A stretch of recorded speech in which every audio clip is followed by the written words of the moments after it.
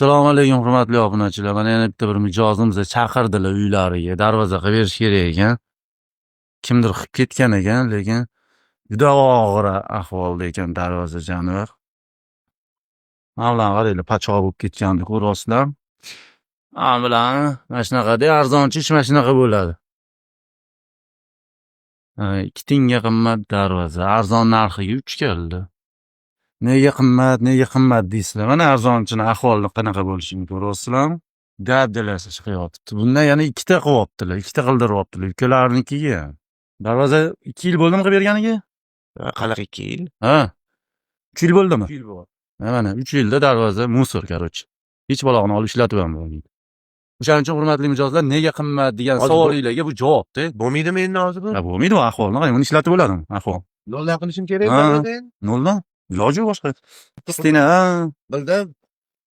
Mashina o'tganini ko'tara olmayapti endi. Profil qo'yib yuborganda, profil qo'yilmaydi o'tiga. Shveller qo'yiladi. Hurmatli obunachilar, mana sabab nimaga arzonni oxiri mana shunaqa bo'ladi, двойной расход bo'ladi. Ko'p ham arzon aytmadi-da, ozgina arzon qilib beraman, mayli deb sal kam aytgan narxini. Ikkinchisi ham xuddi shunaqa qo'yapti. Kichik zakaz qilganman, ikkalovini yasab qo'yib ketgan. Mana hurmatli mijozlar, shunaqa bo'ladi. Ana hozir endi 3 yilda hozir yana yangi darvoza qo'yish kerakmi? 3 yilda mana yana bitta darvoza-da. Sezon almashtiraverasiz. O'shaning uchun pulidan qochmaslik kerak, akam. Xudo xolasa zo'r qilib mana shu darvozani qilib beraman. Qilib bergandan keyin bitta obzor qo'yib beraman shu darvoza bo'yicha.